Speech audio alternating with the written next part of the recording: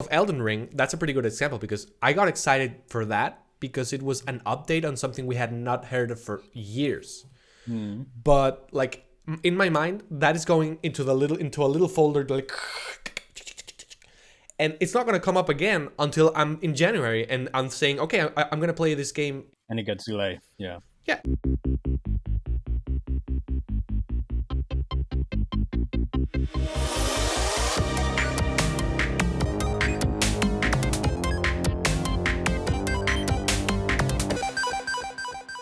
Welcome everybody to episode 43 of New Game Plus Cast. My name is Juan Paulini and I'm sitting here with my co-host and co-companion, John Gantes. How are you, John? How are you doing? Pretty good. Nothing new here in the northern lands of the Netherlands. It's pretty much the same. Having a 12 degrees summer, which is perfect with rain. Yes. Can't complain. Everything is terrible, but everything is fine. I think that's kind of the motto of your life. Like everything is all. Life is unfair and unjust, and in the end, we all gonna die. So we all perish. That is totally true. Well, unfortunately, at least you have some good weather, in my opinion, over there. I have 26 Celsius over here, since disgusting. This is what it's saying, and that's already like going towards what I don't like. I mean, I prefer like 20. That's to like my sweet spot always. Even lower. Okay, that's good. That's good. But I mean, I think the main thing here is that you and I both agree that 30 is already hell. Yeah. Warm weather sucks, and tropical weather sucks. Beaches sucks. Yeah, sun sucks in general. So yeah. Yeah, no, 100%. Angry vampire, dude. So. To anyone who listens to this podcast regularly, I would first say you don't exist, because I mean, there is a reason why we have done this obvious change. This is our first episode in English. We're gonna be doing this from here on out. We tried it in Spanish. We had some. Well, I think John always wanted to start in English, and I think he was right from the beginning. I just wanted to. Of course you were, yes. But I mean, I did want to try to do it in Spanish because I thought it would be a good thing. I mean, it also is kind of weird for you and I to speak in other languages besides Spanish. But I mean, it is what it is. I already did one experiment with one video that I did, and it didn't get many significant views, but in comparison to the other ones I've done, it's done better. So you guys have spoken. You guys hate Spanish, so here we are. Yeah. What did you want to say, John? Well, yeah, no, I just found that maybe in English it will be an easier way to communicate, or like just at least show this to people all over. So, and yeah, I mean, to be fair, we live, or I think mostly you and I have more contact with English-speaking people, or at least not Spanish-speaking people who speaks English. So okay, yeah, that's fair. This will be easier to share with these communities, people's human beings. Yeah, no, it makes total sense. I mean, I think, apart from the numbers, which I just explained, I did an experiment and I was totally proven not wrong, because I never was against this idea. I just wanted to try the other one because I thought, he hated it. No, not at all. But English, I will not speak in English. It's terrible. No, not at all. I mean, for me, it's kind of a natural thing as well. Just like for you, I mean, my clients are 95% English speakers, as you said, not necessarily native English speakers, but English speakers. Yeah. And I mean, at the end of the day, if you had to, like, if video games were a country, English would be the official language. Let's just be clear about that.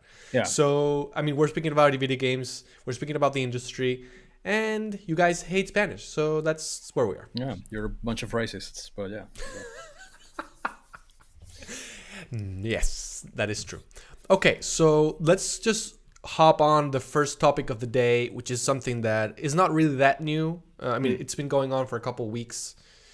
And I just wanted to talk about it here. We haven't had a chance to do that. And let's just take this opportunity to do that. It is the Kojima Blue Box Studios conspiracy. So I'm going to read a bunch of things that I compiled here. The Kojima conspiracy. Exactly. I just compiled a list of things that happened or facts, if you will. I mean, to call them facts just makes it sound a little dramatic. But I compiled a list of things here that I think contribute to this idea, this conspiracy. So I'm gonna put on my what do you call it? The aluminum hat? Yeah, tinfoil hat. That's the one. It's my tinfoil hat because I do want to believe this conspiracy. So here I go. Mm-hmm. So a game codenamed Abandoned is announced with a quick trailer on the PlayStation blog on April 7th and is being developed by a Dutch indie team, where John lives, called Blue Box Studios. Very little information is known about Blue Box Studios and its head, who is a Turkish man, or Turkish descent man, called Hasan Karaman. In the past, they have no games they've released, they've supposedly developed some games like up to midpoint, but they never released a game. And they had a Kickstarter campaign that had a goal of $12,000, and it kind of failed. It ended up only gathering about $207. So when using Google Translate from Japanese to Turkish, the word Hideo translates to Karaman. And when I'm saying this, Karaman has like an H, like it's Kahraman. It's not, I mean, it's the same spelling. It's not like Karaman without the H or whatever. It's the same spelling. Okay. So Hasan Karaman's PSN account appears to be, I'm not sure if this has been confirmed, but appears to be Sneaky Warrior, which is a clear reference to Solid Snake, or I mean, you could construe it as that. Official Blue Box Studios Twitter, they tweet on June 15th. I think this is like one of the weirdest things. They tweet and then delete. Guess the name. Abandoned equals first letter S, last letter L. Which of course, I mean, I haven't said this up until now, but the conspiracy is going around the fact that this is a secret Hideo Kojima developed game, and that the game is Silent Hill or Silent Hills, which is what was was supposed to be. Yeah. So Hasan Karaman first releases a video on Twitter, or a couple of videos on Twitter, where he has to state the fact that he's a real person, which I think that's just so fucking funny. I mean, that's like his first sentence. I'm a real person. I'm not associated with Konami. I'm not associated with Silent Hills or Hideo Kojima, whatever. Then he was interviewed by Jason Schreier, which I think is a very compelling evidence that he's a real person, right? But the weird thing about this interview, which I read just a couple of hours ago or minutes ago, was that Jason proceeds to kind of list some of these facts that I've listed here, but it's not an interview. I mean, when I think of an interview, I think of an article where it's like, Jason asks, blah, blah, blah, and then Hasan responds, blah, blah, blah, and so it goes. This is like a compilation of all these facts that I'm saying here, and maybe others, and then the occasional quote by Hasan, but it's not an interview per se, you know what I mean? So that is weird, and I mean, Jason Schreier is a very respected journalist. I mean, he's gotten into the mud, metaphorically speaking, with things like Anthem and things like Cyberpunk, and for him to be a little superficial, maybe is the word that I'm looking for, with this is kind of a little suspicious in my mind. So I'm just gonna continue all these facts, and then we'll talk about it. Yeah. More about the game will be revealed through a trailer app that had to be delayed from last week to August. So the thing that was really exciting, and now it's not anymore, was that we were going to get an answer to this conspiracy last week, but we didn't do that. Hasan released another video through Twitter where he said like it was really buggy and whatever, and couldn't be done then, had to be delayed to August. So game is expected to take advantage of the hardware, boasting like things like 4K, 60 frames per second, DualSense support. I don't know if I mentioned this, but I mean, this is kind of being sold, at least for now, as a PlayStation exclusive thing, which means PlayStation found the studio and invested in them or partnered with them in some way, which is kind of weird for a studio that has no games. Then Blue Box claims to have a team of 10 people, which for an indie title is for an indie studio is kind of normal. These studios are sometimes only one person. And then that they have had other people hired as freelancers, which kind of sums up a total of 50 people working on the game. But on LinkedIn, which is where people show where they work, only Hassan Karaman shows as an employee or as someone who works at Blue Box. Yeah. So yeah, as I said, Hassan Karaman releases several videos on Twitter where I will note, and this is kind of maybe a personal thing that I want to point out. The guy is like super good looking. Like he looks like a model, like with the hair and the green eyes and stuff. So it's like, this guy's a web developer? Sorry, this guy's a game developer? It's like, okay. Hassan Karaman and Hideo Kojima share initials, which is kind of a dumb thing, but it is true. Hideo Kojima and Konami start following each other on Twitter, which is kind of significant. I mean, it sounds like a stupid thing, but when you know the history about them and how they broke up, like a relationship, it is kind of important that this happened.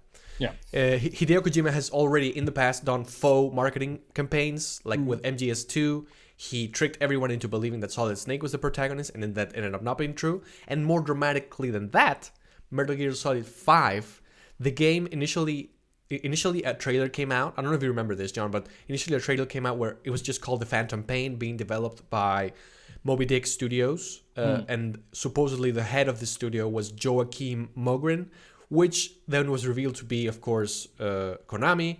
Yeah. The Joachim Mogren is an anagram of Hideo Kojima, and Moby Dick Studios doesn't exist.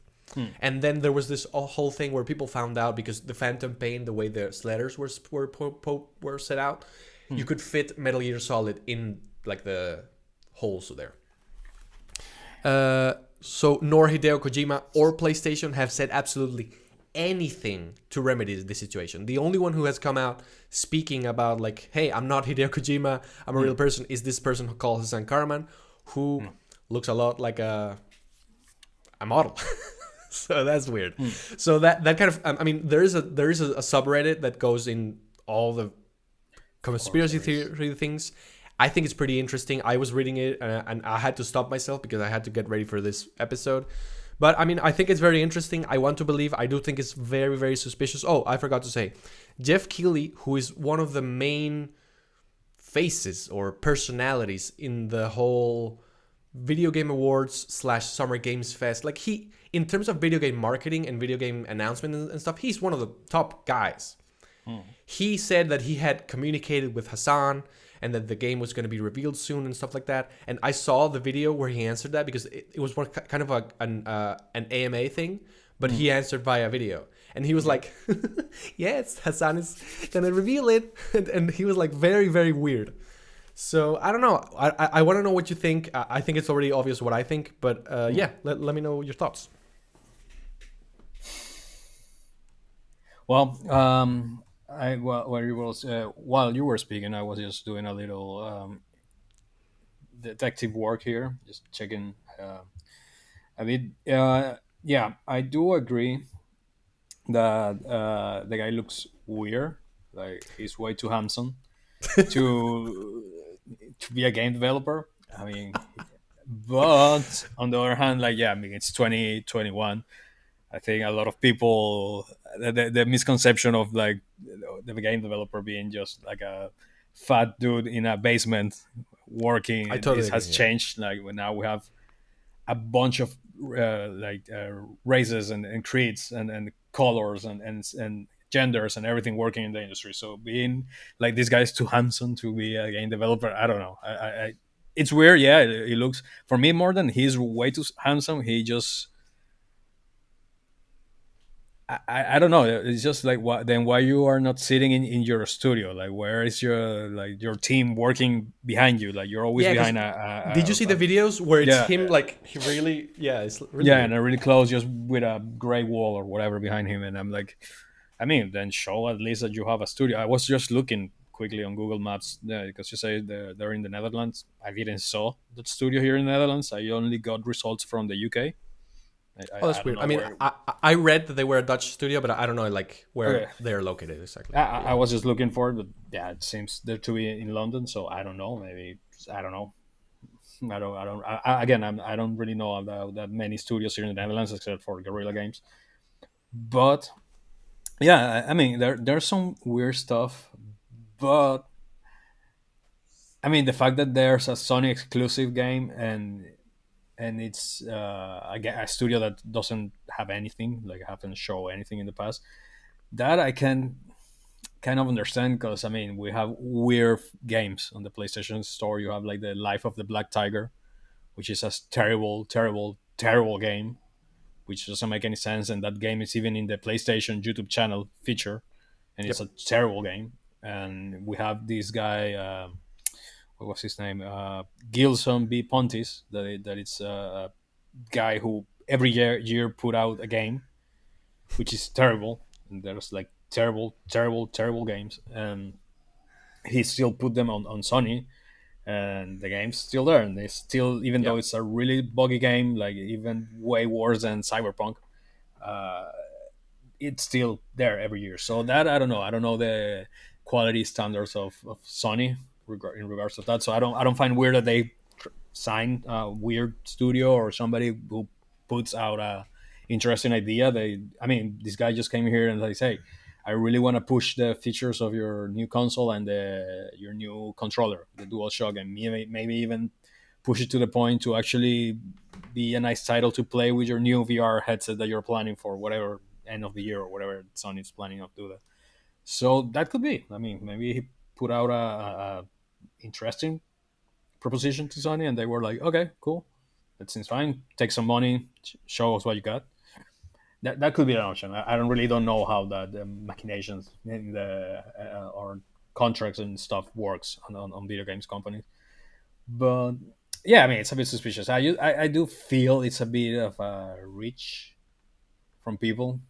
I think people want things way too hard, uh, and I don't know. I found it weird, especially the people involved.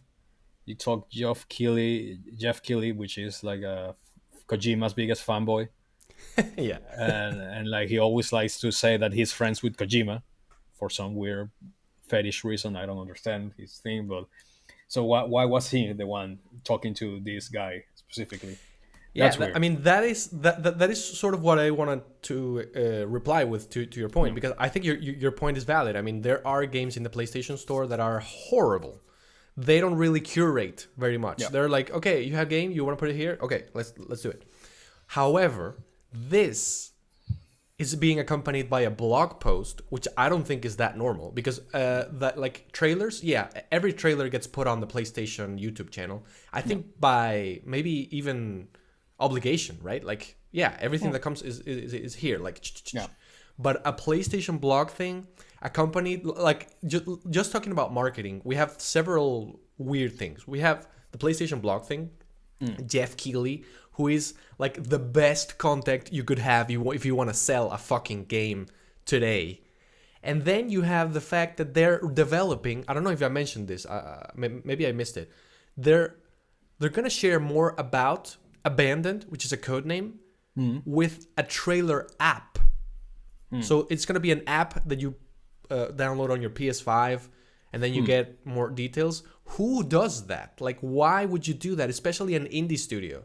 Indie studios, I mean, normally from what I gather and from what my logic tells me, they have limited budgets. So why would they go through all that shit just to do a trailer? I mean, just publish the trailer if that's what you want to do. So Well, I mean, that's yeah. If you're a first party PlayStation Studio, I guess even if you're indie, you get way more money and more exactly. support to do this type of things. Could be. I mean, yeah, but that's also something that I think goes against the Black Tiger, which I think is so funny, that game. Like the Black Tiger is Life of the Black Tiger. yeah, exactly, Life of Black Tiger. I think that, I mean, whether it's an exclusive or not, I'm not really sure. I don't think it is, but it may be. I mean, it's not like PlayStation wears it on its badge. Like we have Black Tiger, you know. It's like they let it be published and that's it. Here they're kind of participating in the whole thing and like selling it to people. And plus, what I said at the end of these things is like they have never come out and said like, no, Hassan is, yeah, like this is a studio. I mean, and Kojima has said nothing either, which is also very weird.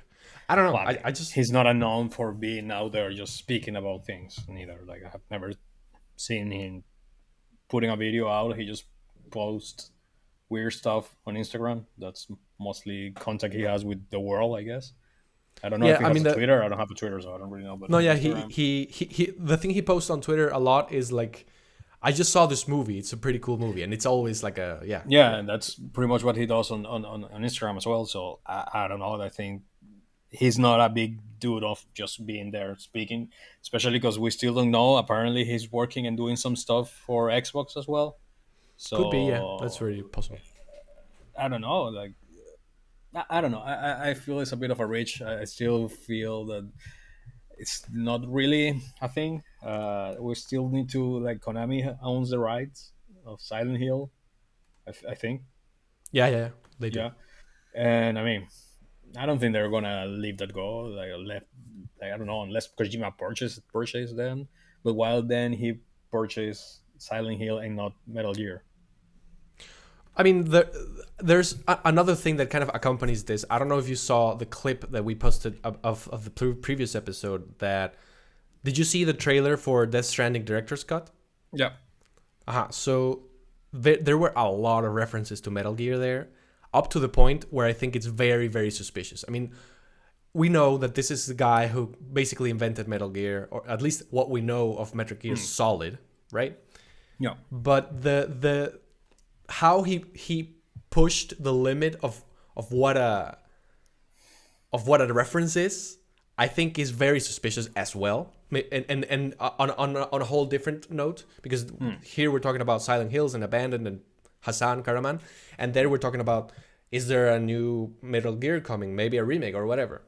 So I do think, I mean, I think it's possible. I don't know if it's a fact. We don't know that, but there is a. I mean, we do know that Konami is looking to get back into video games. I don't think they're going to do it internally because I don't think they have the bandwidth or the capacity or the quality to do it. So it is possible that they're just kind of doing deals with PlayStation or Xbox or whatever studio to bring these franchises back because they're just losing money on the table there.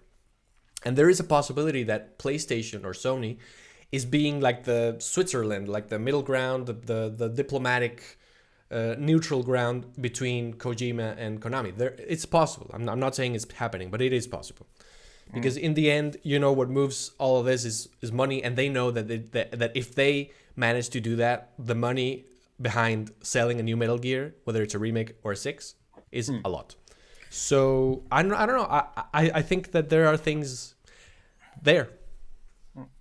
What is the stance of Sony? Because I know Nintendo don't want to have any Konami games. Oh, really? I Uh, don't.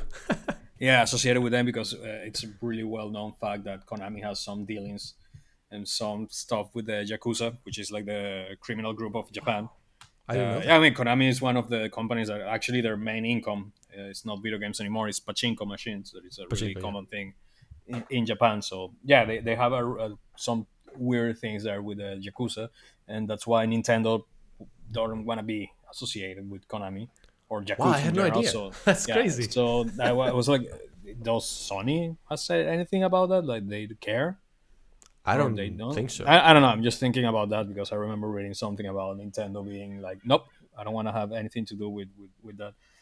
So yeah, no, that just came into my mind. But I don't know. I'm not a big conspiracy person. Like I really don't care about conspiracy theories. I like facts and real things, like things that are proven. So yeah, I don't know. For me, that E3, uh, well, talking about all the disappointment of the E3, which was a joke. um, I agree, by the way. yeah, I think it's just Kojima, just being Kojima, just still laughing at Konami's face, still saying like, "Hey, I still hear, I feel that he's still salty about Konami and not having Could be. his IPs or his games."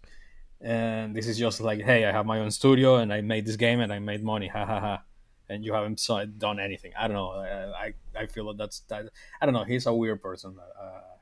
He's a bit crazy. So for me, that's what it was. It's just him being an asshole, which good for him. On the other side, I do find it weird because it's a director's cut of a game for that which he's already the director. yeah, and nobody puts any restraints on his craziness, and that's why that Exactly. game is so Kojima. So yeah, it's weird The that name is they're a total joke. yeah. Total joke. I maybe I don't know. He has yeah. That's a really weird dude. But yeah, I don't know. I mean, I found it weird. I don't know. I would like to see a new Silent Hill game, but I don't think this is. And maybe I'm wrong. Hopefully I'm wrong. I don't know, but I don't think this is the proof, or it's just people wanting something to happen. Because yeah, yeah, we need good games because all the games are shit nowadays. So we need something to keep looking forward, or like keep like your hopes high. But I don't know. I just honestly think that these people, these poor people, if this studio is real, which I do think it's real, they just delay everything because they were like, God damn it, we got all this bullshit publicity now. All the eyes are on us. Now we actually need to reach expectations. Now we need to actually show something impressive. We are not already like a indie studio that is just gonna put some indie game that five people will care about it. Now everybody's looking at us. So if we're gonna put something out or name as a studio, it's it's like how you call it when you you get viral. They got viral. Yeah. I mean, viral in the video game thing. So now they're like, God damn it! Now we need to show something good, and we need to actually make the people who are giving attention something, so we can keep the momentum going. If not, they're just gonna be laugh at it, and probably that studio go like if this guy is true what he said that he's been making games since he was a kid, and he never had success, and this is now his biggest test or his moment to shine. I guess I will be stressed as fuck if I were here. You And I know, will I be like, totally all the eyes are on me, and now I need to delay everything. I need to be sure that everything is perfect. I So, totally agree with you because like if it's not true that this is a conspiracy, people are going to be mad and they're going to get a lot of hate, and I don't think that's fair. yeah. However, I'm going to go back to the tweet that they deleted, which is I'm quoting the tweet. This is what the tweet said. Guess the name dot dot abandoned equals first letter S, last letter L. Reveal closing in. Why would you tweet that then? But the first letter, oh my god, letter S, second letter L. No, last letter L. Silent Hill, basically. Oh, okay, okay, I okay, mean, okay, no, I mean, there are many words that have those letters, but I'm just, if you know that people are creating this conspiracy, if you know that people are doing this, and you don't want to take part in it, don't take part in it. It's just that simple. I don't know. But then why would you be so obvious? Like if you said that for Metal Gear 5, they did a whole thing, and the people just realized because they have to like for some reason put the letters between the letters and do a whole thing. Why they will be now so obvious for a Silent Hill game? Like, oh yeah, I'm gonna put out this new game. It's a horror game, and it's start with S and then with and it's like okay. It's like yeah, I'm gonna put a new Resident Evil. Start with Resi and ends with Evil, and it's like I don't know. I find it like if it is a Kojima crap, it is way too obvious for him. It's kind of like a low quality, bad quality Kojima reveal. I think it's like where is all the suspense? Where is all the thing? You're putting it like on a plate. Like yeah, it's my game. I'm doing it. So I don't know. I feel it's kind of out of character for how he do his things. I don't know. I think it's too obvious. It's too easy. Like people got it too fast, too easy. I don't know. I don't think that it's. Yeah, I don't think that's in Kojima's character to be that easy. Like, yeah, this is it. Especially a big thing, because he knows it's gonna be a massive thing if he gets the rights for Silent Hill. I wouldn't expect this to be such a blah thing that it's just like, oh yeah, just put it on Twitter. I don't know. I thought he will do something way So bigger. basically, you think it's so obvious that it's not true. Exactly, it's so obvious that I don't think he's involved. It's so simple. Okay. So yeah, there's weird things, especially like the name of the guy that I actually translated here. Oh yeah, you did the thing. It's Yeah, weird. the Hideo to the thing. Okay, that can be That is very strange. Very that's very strange. strange. Yeah, but but yeah, I mean,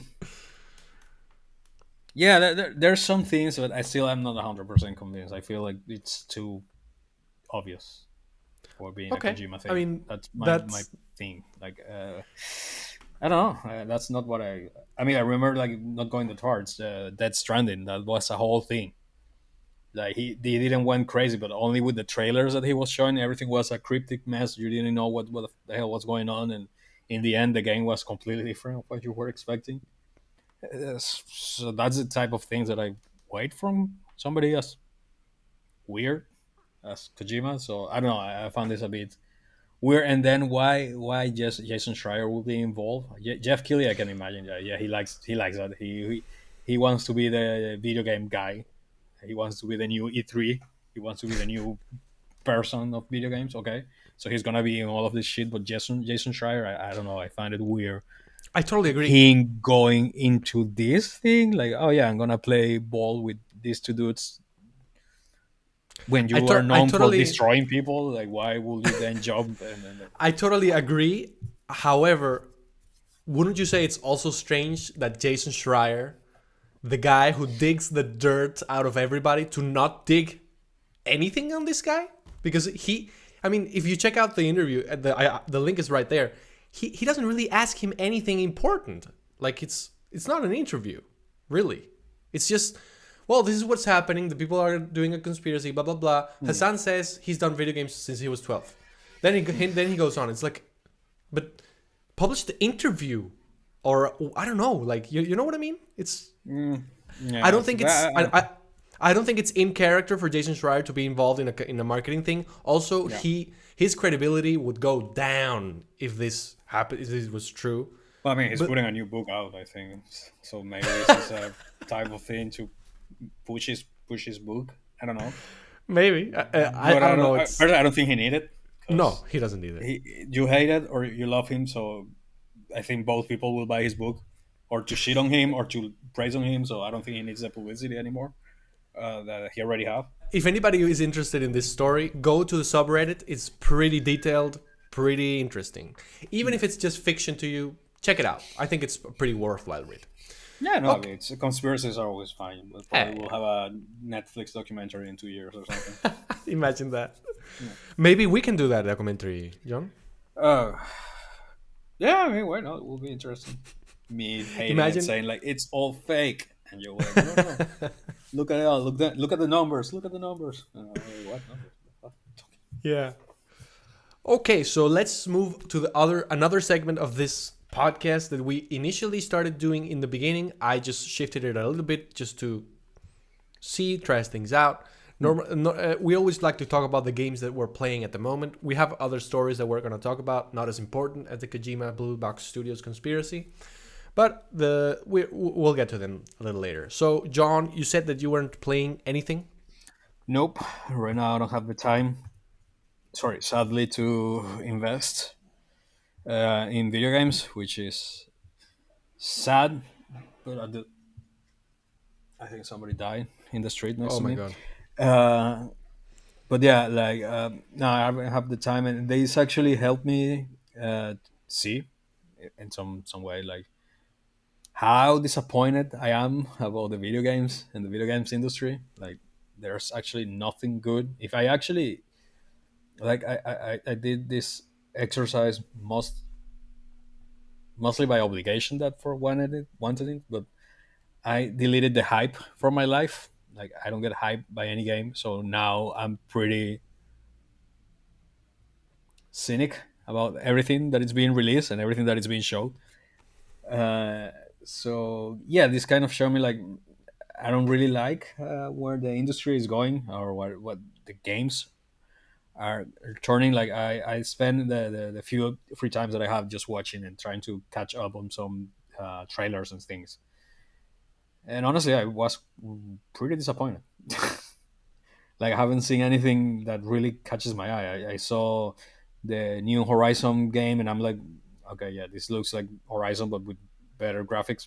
Fine. Like, I still feel it's gonna be the same open world. Go there, do this, climb this thing, reveal the map. I feel it's gonna be the same thing, and hopefully I'm wrong. I mean, I hope so, but I feel it's gonna be that type of game and with some new mechanics and like, you know, I feel like we're in the stage that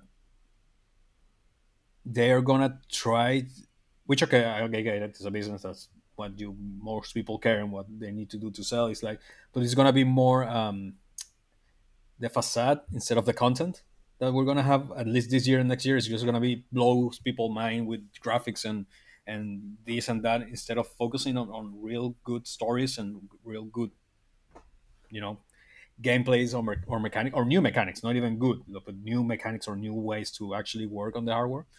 So I think that is the way the industry is gonna go at least for this couple of years until like everything is already started. Everybody get their hands on a new console, and then they can push the limits. So now I feel that this is the thing. Like, and not even Elden Ring. Like I think the only thing that matters on the E3 was Elden Ring, and I'm going now on another tangent. I don't care, but like even Elden Ring, like I saw it, it looks great, and of course I'm gonna buy it. But you know, I didn't. It's Dark Souls. I'm sorry. Like, it's which amazing. I love it. I love Dark Souls, but it's just Dark Souls. It's Dark Souls with a goat horse or whatever the fuck that thing is. Yeah.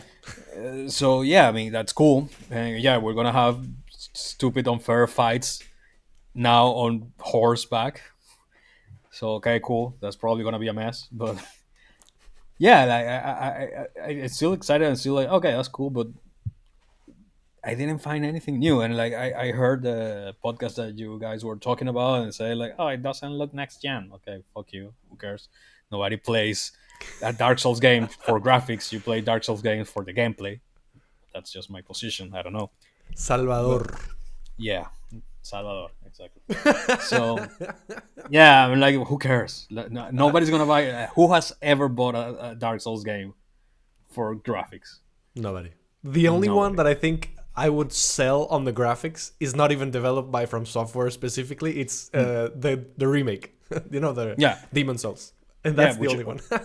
and yeah, and that game honestly sold because I think it sold most because it's the only PS5 game that was exclusive At at the time. Yeah, exactly. Then mostly the people who actually care about the graphics. Like I mean, yeah, it looks amazing and everything, but I will be like completely fine playing the original and playing this one. I don't care if it's the gameplay. That's what I care about. So, but whatever.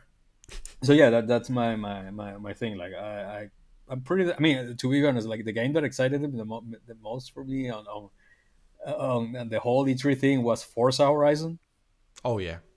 That was the game that I was like, oh man, that looks cool. That looks fun. But that looks I'm pretty having a amazing. hard time. I mean, I wanna reply to your statement, which Yeah. I think it's a great tangent. I love it. But I'm having a hard time believing that you saw the trailer for Replaced and weren't excited because I know you. Replace? Which one is that?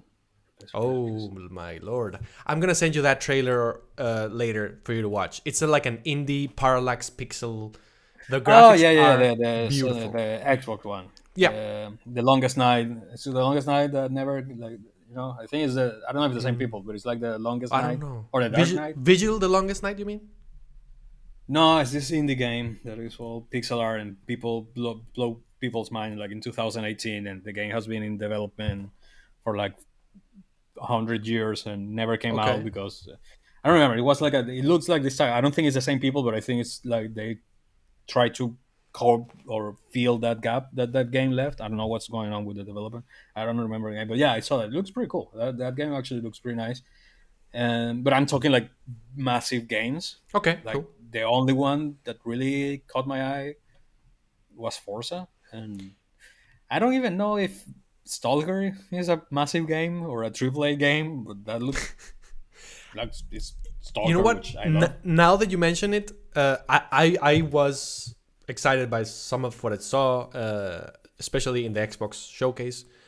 But specifically about Stalker, I thought the gameplay was very whatever that they showed. Yeah, I mean, I thought it was pretty exciting. much Stalker. No, but I mean, I thought it was exciting the part where he's throwing the little bolts because there's like this interference.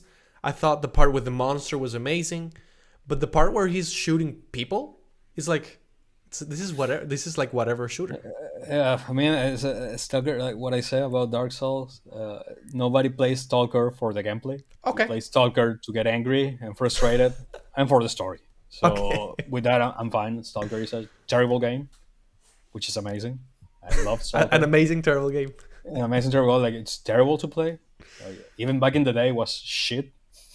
Nowadays, it's even worse. But yeah, I never played that game because oh man, it feels amazing to like. It's not a Call of Duty at all. It's not even a Metro Exodus or Okay. nothing. It's not. No, it's shitty.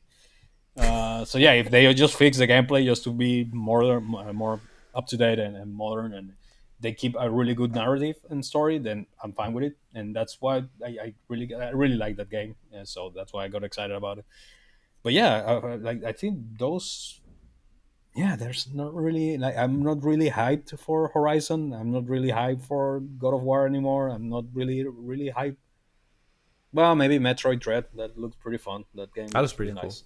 Yeah, that looks cool. But yeah, like I don't really have anything on my radar right now that I Okay. want like I want to play this game or I like, and that's kind of sad, I guess, because in the past I was like, yeah, new games, new games. Now I'm like, I don't care.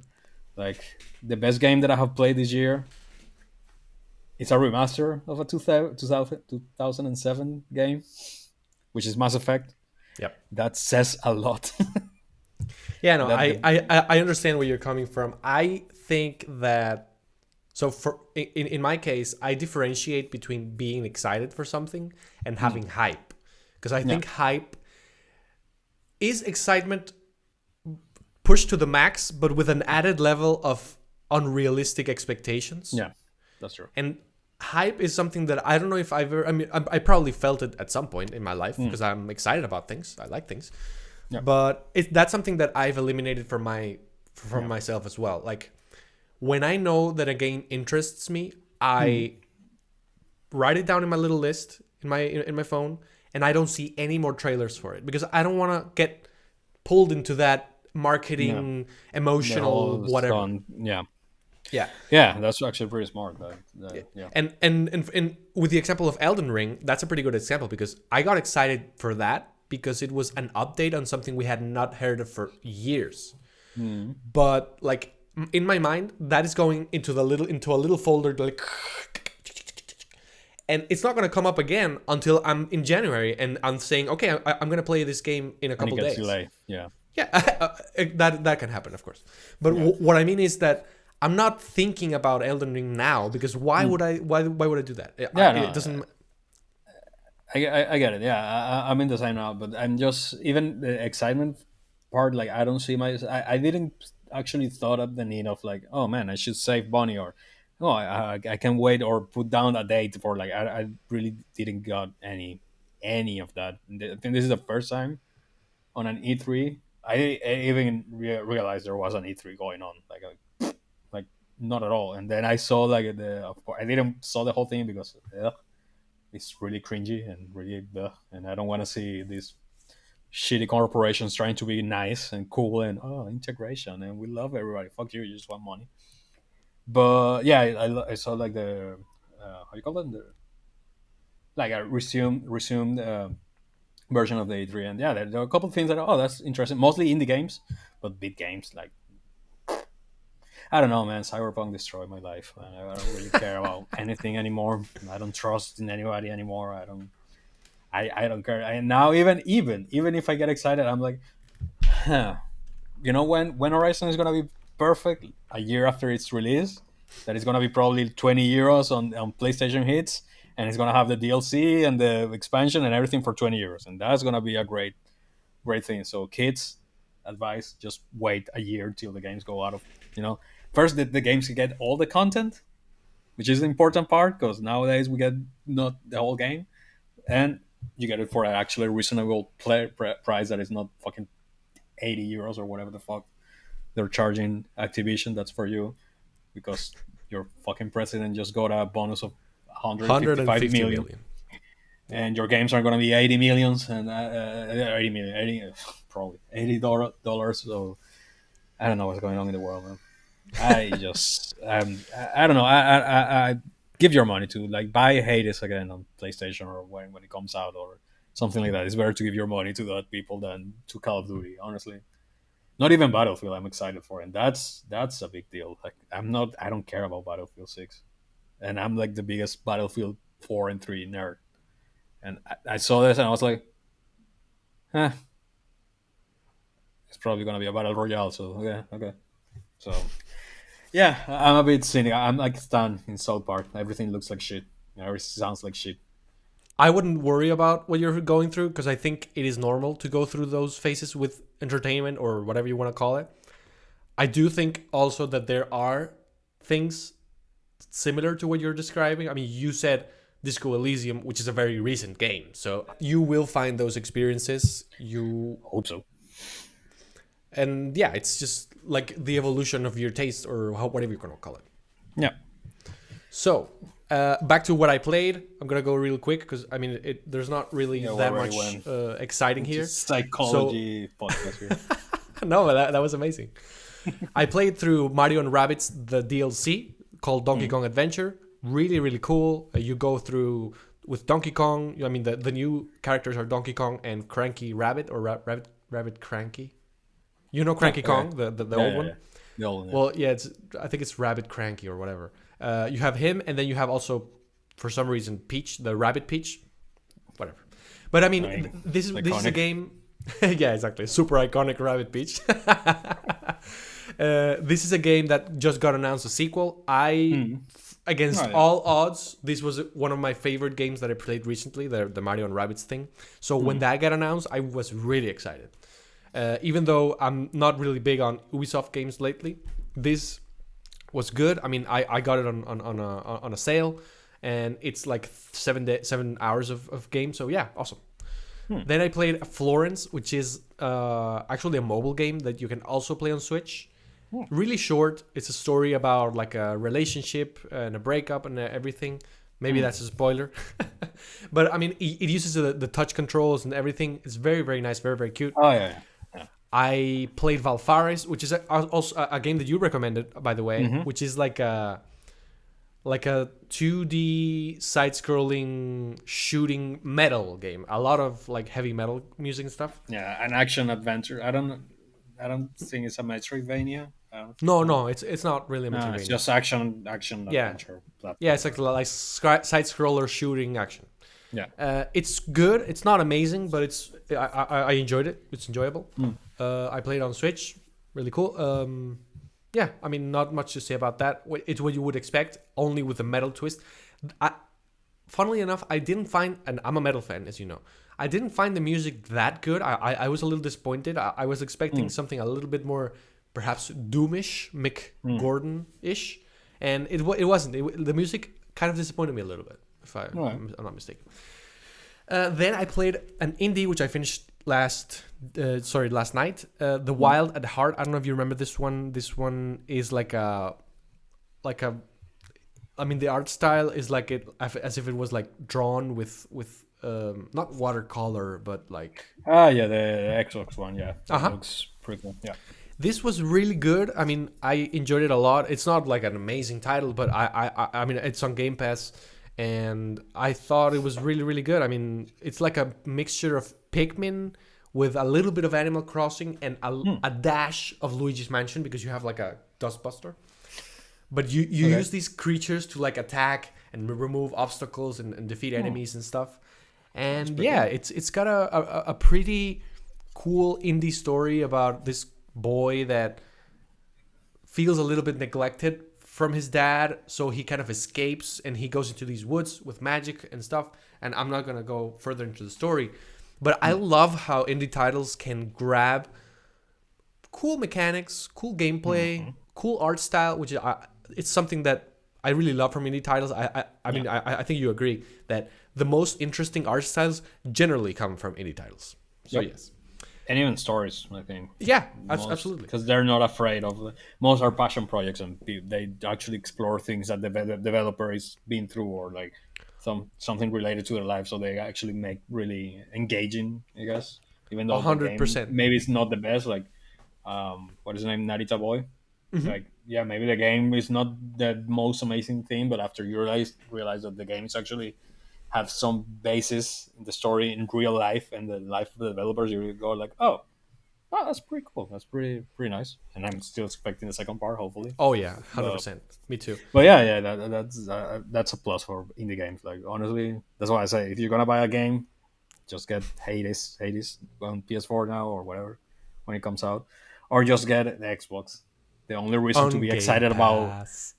I'm excited about video games nowadays is Game Pass, I guess, because you Oh know, man, I always tell you, and I know you hate me every time I say the words Game Pass, but you would love yeah. it. Oh yeah, no, I know. If I could, if there were consoles out, but they're not. They Yeah, will come, I my don't. I child. don't really care about, and that's a really big deal coming from a ex Sony fanboy. I mean, I never really care about the console wars. I like what I like, and that's it. But now I'm like, yeah, really, I can play Horizon and God of War in my PS4. So why would I buy a PS5? I will get me an Xbox Series X and play everything I can. Heck, You know what? PlayStation still looks nice. I wish I could have arguments to debate what you just said, but you're 100% right.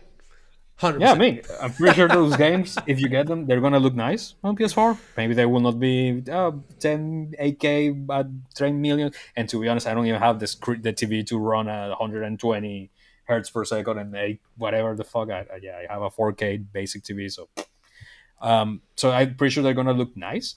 I mean, even Horizon looks nice nowadays, and it's a 2015 game, 17. 16, 17 game. So I'm not worried about it. So I think honestly, if you have a PS4 now, or at least a PS4 Pro, people should just focus on getting an Xbox.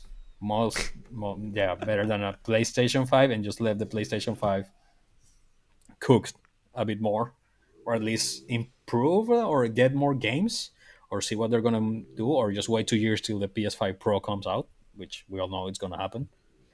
I mean, there's no game nowadays that I'm like, oh, I wanna like, and then I see it's on Game Pass, and it's like, why? I don't wanna buy this. It's on Game Pass. I just wait till I have an Xbox and then get an Game Pass, or just put together a PC and play. I don't care. Not even Flight Simulator is in Xbox now, so why I wanna? I don't wanna. They should put Age of Empires on Xbox. Then that will be 100% sold for me. I think they could do that because on the one hand, the Xbox Series X and I'm imagining the Series S, they have support for keyboard and mouse. Oh, that's true. Yeah. And also, I have played Halo Wars 1 and 2 and they have support for the gamepad and it's not it's very decent. It's very very good. I would say. Okay. Well, there we go. So why would you even buy a PC? Why would you even buy a PlayStation? Just get an Xbox. Fuck it. I'm I convinced. totally agree. I mean, I'm so happy with the Xbox. I sound like a fanboy. I even did the video I explained before that I did in English. It's about Game Pass and all the games that are coming. So please watch that. And Yeah. the last game that I'm playing, which is something that I Oh. left last night, is so a game that I was actually excited to talk with you about. Is Yakuza Like a Dragon, which Oh. came to Game Okay. Pass. Yeah. As you Surprise. know, I have tried Yakuza 0 like 3 times already, and there's always something that doesn't let me go through. But this one, Because you're a racist and you hate Japanese no, I'm people. not a racist. You hate everything Japanese. Just say, I hate anime. I hate Japanese people. I don't understand why they talk the way they do. That's why you cannot play Yakuza 0, which is a freaking great game, by the way. I think I'm gonna go back to it because this one, I mean, I don't know what it is because I don't like the silliness of Japanese styled games. You know the well, you know Yakuza. Like Yeah. they are so silly and they are at the same time so dramatic. So it's like, what That's emotion the do you want me to feel, motherfucker? that's I a don't know. good thing about the game. Like the stories are dark, the stakes are high, the thing is super serious. Somebody's something terrible is happening, but then you have a dude in underwear dancing into a thing, and you have a mini game about managing a hostess club, or like a mini game about driving RC cars in a against kids. I guess. It's yeah, it's against kids. You don't Yeah, play yeah, yeah. against old people. Yeah, that's in Yakuza Zero. Zero, right? Uh-huh. But yeah, that's what makes those games amazing. You have like that dichotomy of like super serious things in the story against all the stupidness. That yeah, it's amazing. I think that's what made those games amazing. Like I mean, it Yeah. certainly makes them unique. Yeah. At first, I couldn't buy into it, but I don't know. Like, there's something about this story. You play as Ichiban Kasuga. I think that's his name. Yeah, the new dude, yeah. And I don't know, something about the story hooked me in. The combat is really fun. And sometimes turn-based things can be a little boring. Yeah. This feels like it's real time because of the way like they move and everything. It doesn't feel at all like that, and I don't know. I'm just really liking it. The only thing that pulls me away of Yakuza, because I'm little bit like you. Like if I am gonna play Yakuza Like a Dragon, which is Yakuza 7 actually, I'm gonna play all of them, and I know that each one is like 30 hours, and that's a little bit like But they're great. They're amazing. At least, I mean, yeah. What would you recommend? Like at least zero? Zero, Kiwami, and Kiwami 2. Those for me, I think, are the best. Um, Okay, yeah, so you have the collection. You can play them all. You I don't can have play an them all. excuse. Yeah, you that's have the collection. that's the with thing. Game Yeah, Pass. yeah, yeah. No, I will play them all, but yeah, I honestly, me that I got the collection, actually, the remaster collection on PlayStation in a sale, and I own the other two, and I own Yakuza 6. Yeah, Yakuza 6. Yeah, I think the best one is Yakuza 0 for me. Honestly, that's a great game. Like it's a really, really, really good game. Then I will say Kiwami 2, Kiwami 1, then Yakuza 5.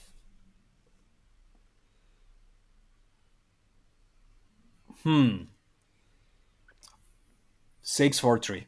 That's how Oh, I so would you've rank played them. them all already? Like, Yeah, oh, I okay. rushed through a lot of them because I didn't really care about the side content, and I think Yakuza 4 and 5 they get way too crazy because you have like 5 characters or like four What? characters, and you play with a lot of them. And Kiryu, which is the Uh main huh. character, The you main only one. played like in the last part of the game, which is kind of. But I mean, they're good games. Like it's not bad stories. I just don't really care about the other characters. But yeah, I mean, I don't know how related Yakuza 7 is to the other ones, but between the main games of Yakuza, yeah, there are some things like I will not advise to play. I did that. I played Yakuza 6 before playing the other ones, and I was like, What the hell? Yeah. yeah. I mean, no, you can play it, but I was like, I need to go back. I don't understand. I mean, I understand, but I don't like it. So I want to know Okay. everything. Like, yeah, even though like I can just read it on YouTube or read it on internet, or just watch a YouTube video. I need to play it because I'm crazy like that. But yeah, I would recommend them all. And the only thing that I'm not really into Yakuza 7 is because I feel weird playing with that dude instead of Kiryu. I know Like, what you mean. I mean, I don't really know what you yeah, mean because I know very little about Kiryu, but no, this is a very good character as well. The only okay, thing that kind of bothers me, but I do think for story reasons it makes sense, is that he's very immature. Like, very mm, immature. Even okay, within the confines of the silliness in Japanese things, he's like yeah, very stupid. But something in the story happens, which I don't know if you know, and then he comes out, and then something happens. It's okay. I'll yeah. leave it at that. I just know that you at some point you fight against Majima, which is if there's somebody better than Kiryu, is Majima. Oh That you shit! actually play as him in Yakuza 0. Oh, the guy with the patch. That's the best character ever. Like I think he's the top 5 best video game characters in Awesome. the story of Yeah, video games. I think that if I'm really enjoying myself with this one. I want to see it through. If I see it through and I want more, I'm gonna do Yeah. zero. And if I keep liking them, I'll just keep going with the next one and the next one and the next one. Yeah, you don't So need to play them. Also, I wouldn't recommend to play all of them in a row. That's pretty insane. Yeah. no. But unless you're really into it, but yeah, I mean, at least Yakuza 0 is a game that you should play because it's a really, really, really good game with a really good story. Like, of course, the stakes on Yakuza 0 are not as big as on the other games because, I mean, you're just pretty much starting. I mean, you're not starting as a Yakuza, you're already part of the organization, but it's like the origin story of Majima and Kiryu Hmm. and how all their rivalry, friendship, it's really weird. They have a really weird relationship, a bit gay, but awesome. Uh, it's like you see all of that stuff, and I can imagine if you never played Yakuza 0, because I think that's one of the newest ones, and you play Yakuza 1, 2, 3, 4, and then you play Yakuza 0, fans will really love it because it's a really good way to understand these characters. And if you really start there, it will really give you more appreciation towards the characters in the further games. So yeah, if you only play one game of Yakuza, I would say play Yakuza 0 because it's Okay. really good. If it really don't get you, if that game doesn't catch your attention to play the other ones, then don't play the other ones. Even if you do, then play it. Okay. That's the thing. That's the good thing. If you really like that game, you will like all of the other games. If you don't like that game, then you probably will not enjoy the other. So Okay. Just to be clear, Yakuza 0 came after Yakuza 6 in chronologically, I mean, right? I I believe think that is the I don't case. know because Yakuza 0. No, no. I think came before. No, Yakuza 6 came in 2016 and Yakuza 0 came in 2017. Oh, No, okay. no, no, no, wait. 2015. You're right. Okay, yeah, that makes sense. Okay. Because they changed the engine and then they make the remaster or the remake of Yakuza 2, Yakuza 1 and Yakuza 2 in the engine of Yakuza 6. So, Okay. which are now called Yakuza Kiwami and Kiwami 2, which is Yakuza 1 and Yakuza 2. Exactly. And those games are amazing. Like, honestly, those games look, especially Yakuza Kiwami 2, those games looks amazing. Like, wow. Like, it's pretty freaking, like, it's a masterclass in how to make an open world.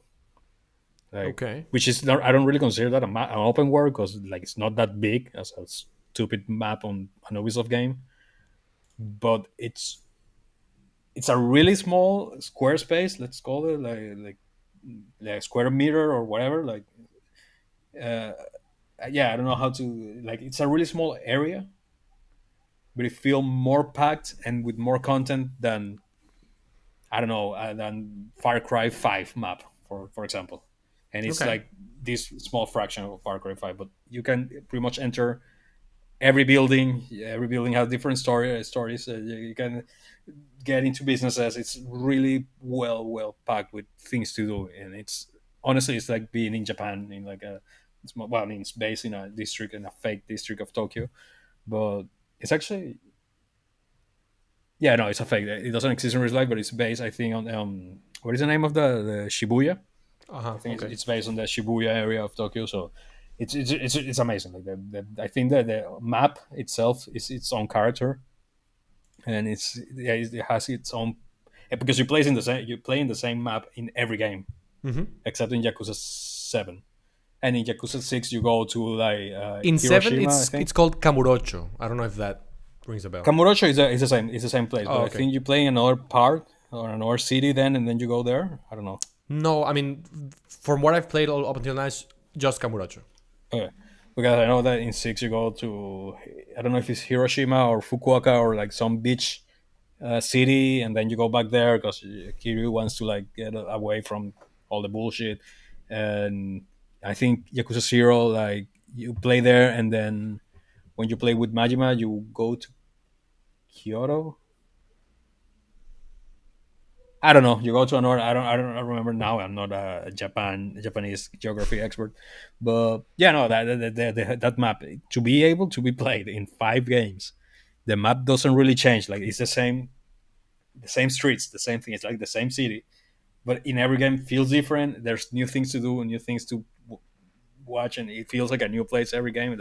That honestly is it's amazing. Even in Judgment, it's the same map, and it feels completely different. Oh, really? I didn't know that. That's Yeah, cool. and That's even cool. if you want to play a Yakuza game that it's not silly, you play Judgment. Honestly, I think I am gonna play it because I think there are rumors of it coming to Game Pass soon. So yeah, and there's the sequel coming, which looks good. So I saw that I sent you the trailer actually, and it looks yeah, really really good. So yeah. yeah, I think I'm So gonna be yeah, getting into that. And yeah. as I am getting into that, we are getting into the rest of our stories, which won't take us long, I believe. Although I may be wrong because this is John I am having the podcast with. Yeah, And they he talk. likes to talk. No, I'm just kidding.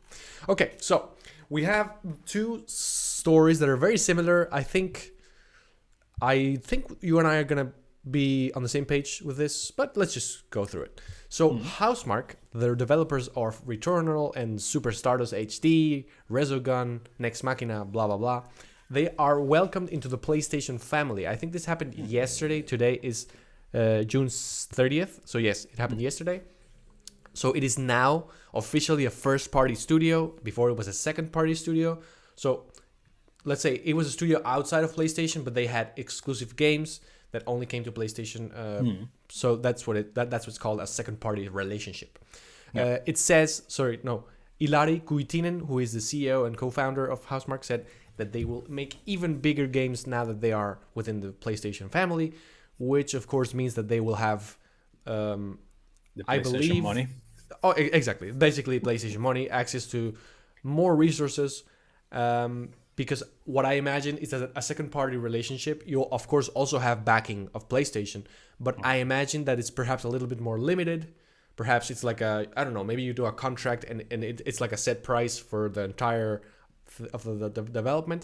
Here, I'm guessing that it's like, okay, you guys are in our family and let's just work together constantly. No. I'm guessing I guess it means that they bought the studio, so Yeah, they absolutely. own the studio and they own the employees. I mean, own is a you don't own people, but like you own. Yeah, that is your studio. So Sony can tomorrow, if they want, close it even. That's also true, but I'm guessing they're not going to do that. I think Returnal was very much, I mean, perhaps not a sales success in terms of it sold millions, although perhaps it did. But I'm thinking that they see the potential in the studio. They see the potential in them building stuff that is different, because I do think Returnal, among the entire umbrella of PlayStation exclusives, is very, very different. Even though it's another third-person shooter, it's, this roguelite thing. So, okay. Yeah. So, my opinion on this is that it's good news, and congratulations to Housemarque. But I don't think that it's going to really change anything, because they have worked with PlayStation a lot. Yeah. Well, actually, almost exclusively with PlayStation for a game lot they of have? years. So it's kind of like, okay. Do they have any multi-platform game? Let me see. I'm inclined to say no. Let me see. But what do you think? Do you think this is... What do you think? Let me know your thoughts. Great. I mean, if I enjoy, because I haven't played Returnal, of course. I don't have a PS5, but I don't own a PS5. But yeah, I mean, they look like people or like a studio that likes to do different things or different type of games, not the usual thing that you see. Even though Returnal was a third person, blah blah blah, it has some different mechanics and different things that look pretty interesting. So yeah, I mean, I'm welcome to it, and it feels like, even though you said Returnal is a AAA game, I feel Returnal is a AA game with AAA graphics because it's in PS5, and I do think that um, barrier, that frontier, is gonna disappear at some point, because I mean, with the new Unreal Engine and everything, you can pretty much on your own make amazing looking games. But I do think it's nice that they're gonna bring like this kind of like AA studio into their thing. It's like a Ninja Theory for Xbox in some way. Like, they now have Hellblade, and I feel like Returnal is a bit like a Hellblade type of game, not in gameplay or I would like say or anything, but it feel like in the quality and expectations of sales and what they're trying to do with that. I would So, say Hellblade is a smaller title. Returnal okay. is I mean, I platinumed it, and it was a very annoying platinum. But apart from that, it feels like a full game. It doesn't feel like an indie with a 80 Yeah. euro price tag. It does feel like a game. So Okay. I honestly didn't complain about the price. I think that I mean, it's surprising, because if you know Housemarque, I have never played the games, but I know what they are and stuff like that. They're mostly isometric indie styled games. By the way, just to confirm, they weren't exclusively with PlayStation, but like they did some stuff with Ubisoft with a game called Outland, perhaps porting stuff like that. But apart from that, so from Superstar to Portable, which came to the PSP, they were mostly exclusive to PlayStation, like with things like Angry Birds Trilogy, that's weird, Resogun, Alienation, Nex Machina, all that. And Angry Birds basically, is Provio, no? yeah, that's weird. I'm guessing that's a port as well, but I don't know. Yeah. So now they will be absolutely exclusive, and yeah, this is good news.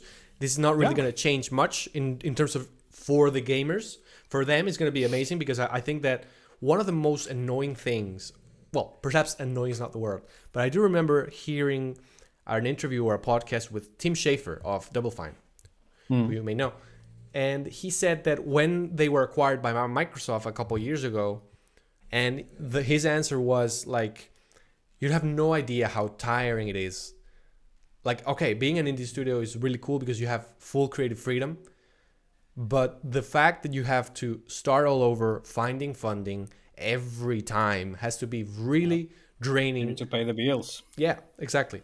And I would dare say, maybe this is the Xbox fanboy in me speaking, but which is not a thing because I didn't even have an Xbox One. But okay, I do think that Microsoft is very hands off with creatively their studios. I do believe that. I don't think that they're like. I mean, of course, that maybe they monthly do a checkup or whatever to see how it's going. That makes total sense. But I don't believe that if Double Fine wanted to make a game, that they would say no, you can't make it. I don't see that happening because I don't know. Maybe I'm wrong. I just don't think. I don't know. I think Sony is more annoying in that way. We already know that by what happened with Days Gone and the sequel that never got greenlit. Yeah. But yeah, I don't know. This is just me speculating a little bit. So this is tied to another story, which is, and this is a little bit more interesting because it's kind of a mistake that happened or something like that, which is that just like that image was shared with Housemarque, welcome to the PlayStation family, blah, blah, blah. Apparently from, I think it is Sony Japan, published the same image with Bluepoint Games logo, which is something that I think it's imminent that at some point, you and I have to talk about this, how they are going to buy Bluepoint at some point, I think. Yeah. I mean, it's kind of obvious because just like with Housemarque, the relationship has been almost exclusive up until now. The last thing I think Bluepoint made that was multiplat was the Metal Gear Solid Collection. Let me just verify that for a second. That is my dog snoring, of course. So, oh no, they did a port of Titanfall to the Xbox 360 on 2014. What the hell? But that is weird. Titanfall was a Xbox game, no? No, but it was an Xbox One game. What this is saying is that they ported it back to 360. That is weird. I didn't know that. Okay, that is strange, but whatever. So, but apart from that, they had worked on Demon Souls, Shadow of the Colossus, Gravity Rush Remastered, which I know you played, Uncharted: The Nathan Drake Collection, the Vita port of PlayStation All Stars Battle Royale, and all that. I mean, all of what I'm saying is mostly PlayStation exclusive. So I don't know. I just think it makes sense. Just like with Housemarque, it's kind of like putting a little bow around the relationship, which you already have. But of course, for them, it's going to mean a lot more funding or perhaps an even more fluent relationship with Sony. So that's good. What do you think about that? I mean, it's like, Xbox, Microsoft bought Bethesda, Sony bought Bluepoint and Housemarque.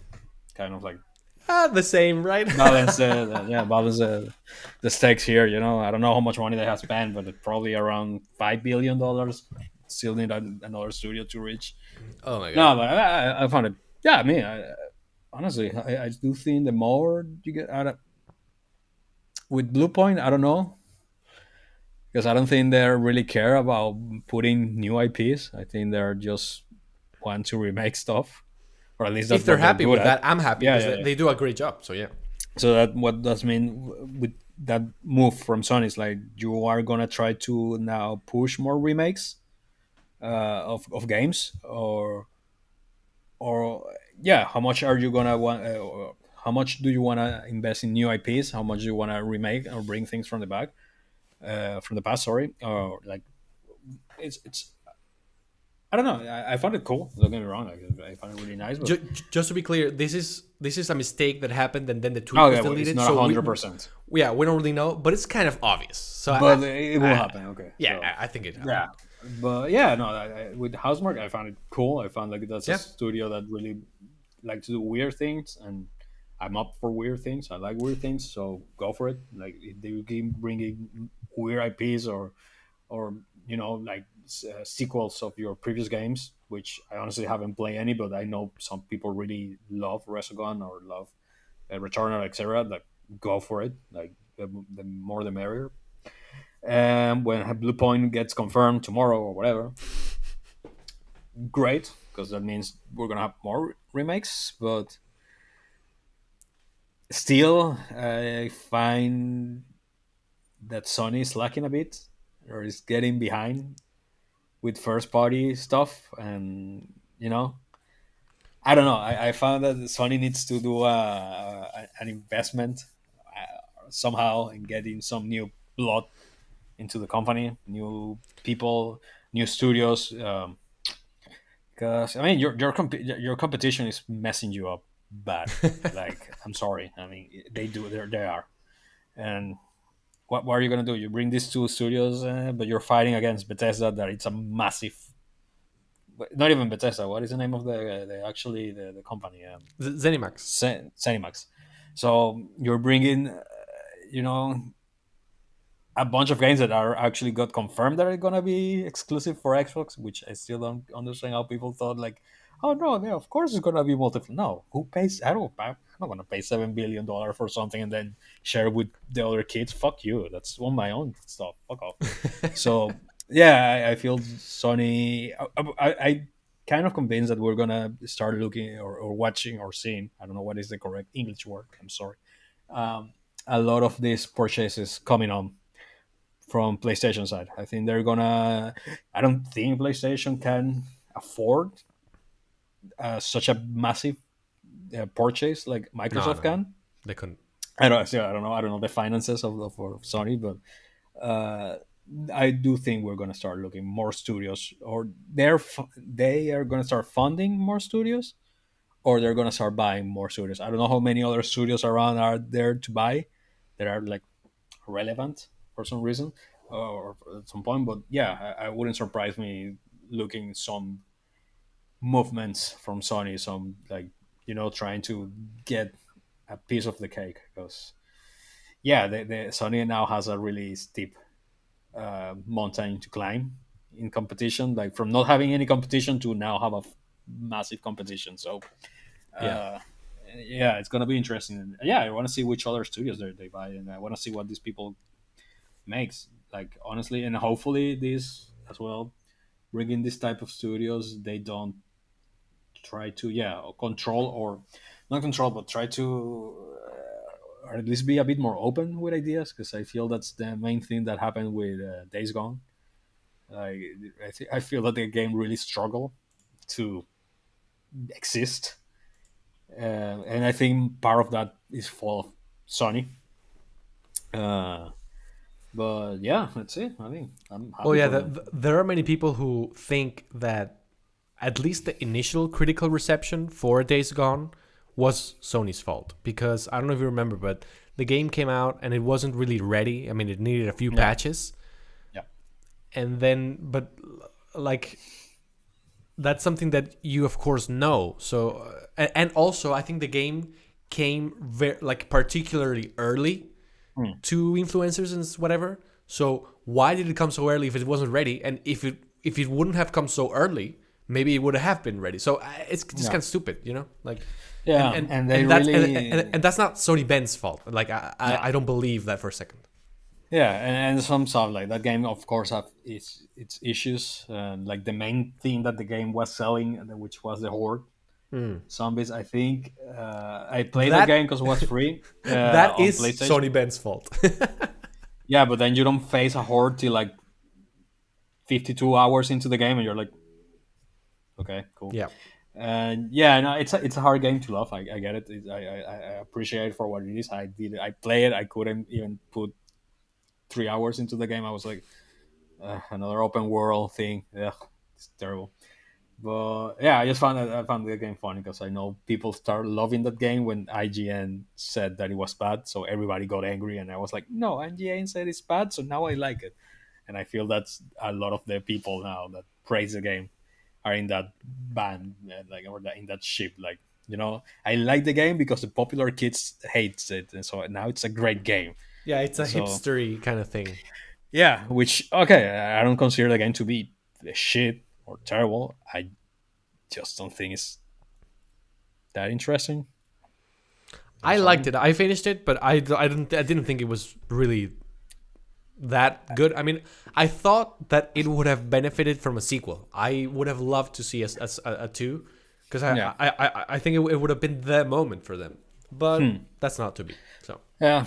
Well, I mean, good for Sony, man. They need to buy more people. They need to open and be more open. Not be more open. That's weird, but be more minded and let's see. Let's see what they can do. I'm interested. I really want to see how Sony's gonna come out of the hole they're in. I mean, that's kind of traumatic, but I do feel they're in a I don't want to say terrible position, but not a really good position, and they don't know how to handle this because they have never been in this position.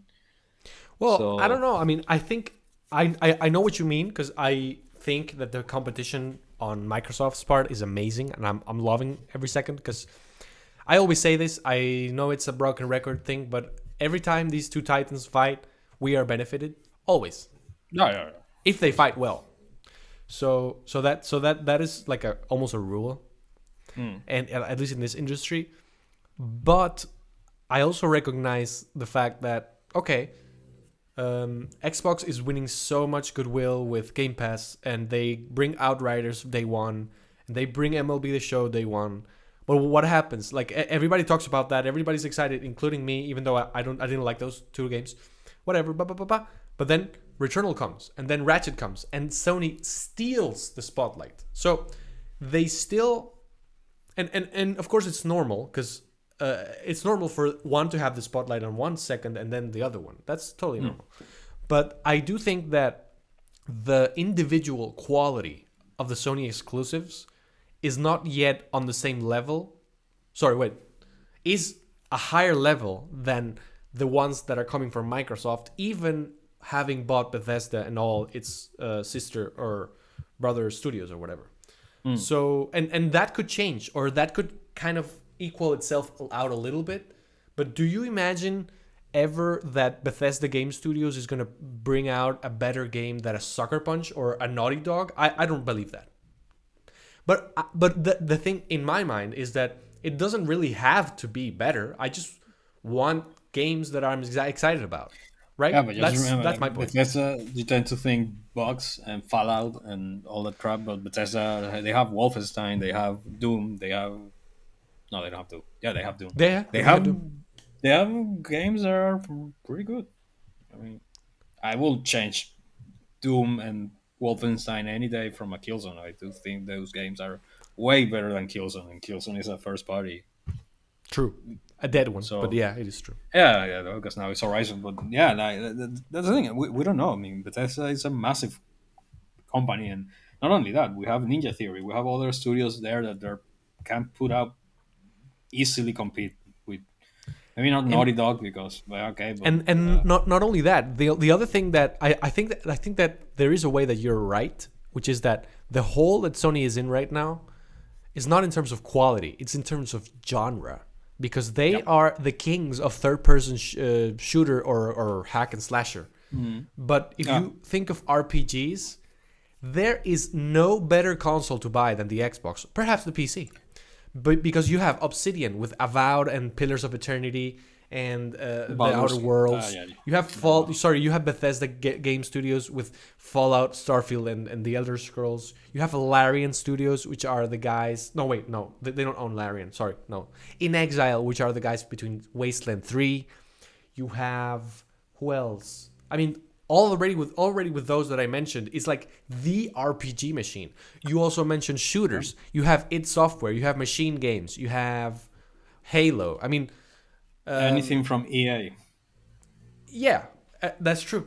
It's not owned So by them, but they put it. And when all these services fail, from Ubisoft and all these companies that are doing their own weird whatever the fuck they're doing, fail because yeah, nobody's want to have 10,000 accounts and 10,000 apps and whatever. They probably will go to Microsoft because they're more open and they're more willing. Like now you're gonna have Ubisoft Pass or whatever it's called here, and now you will have uh, Amazon even like oh, Luna, I yeah, think, yeah, like what is the name?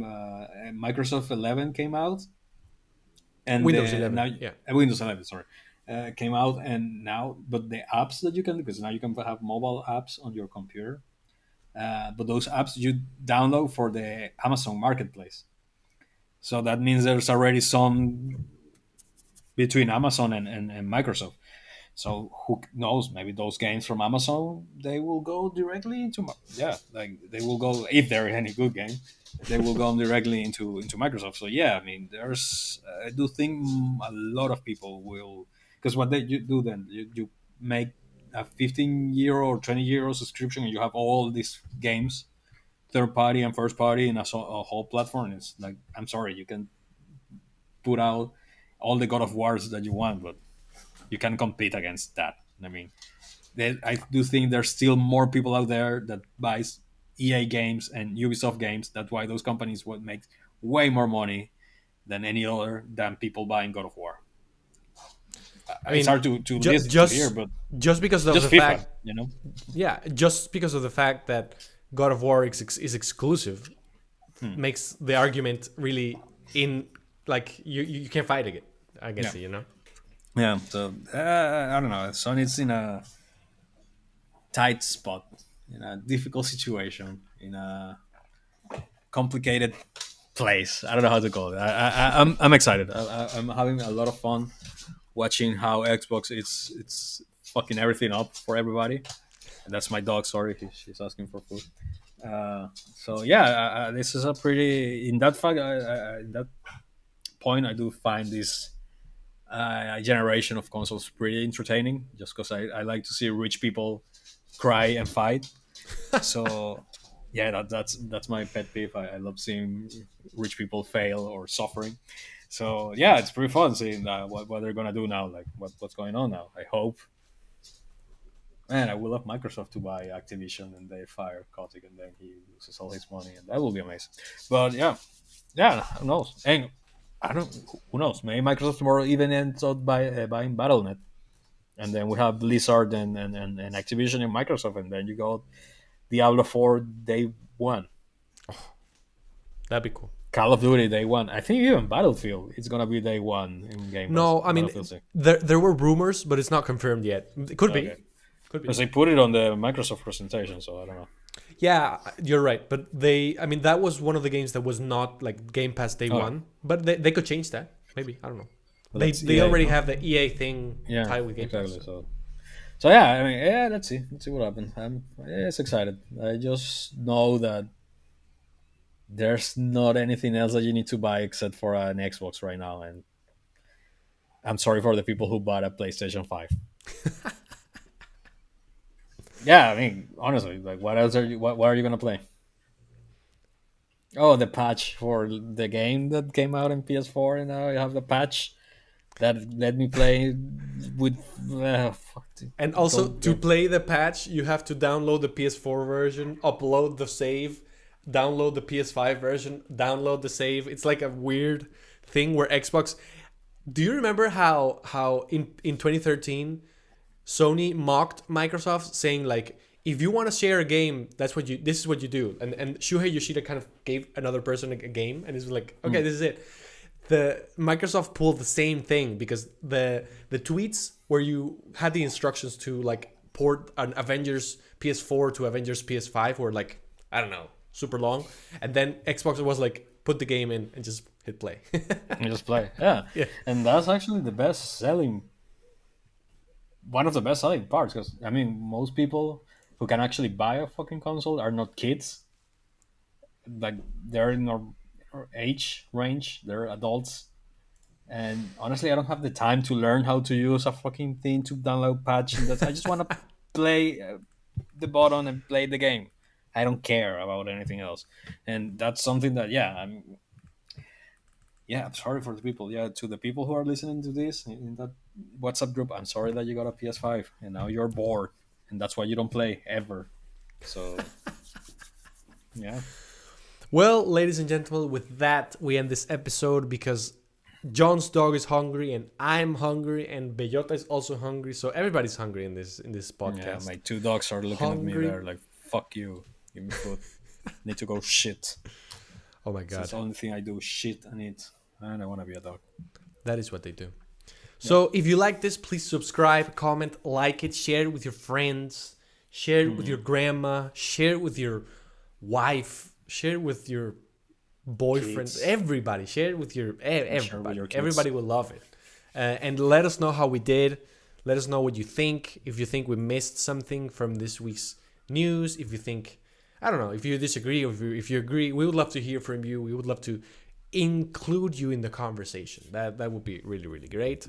And we'll see you on the next week here on NGPC.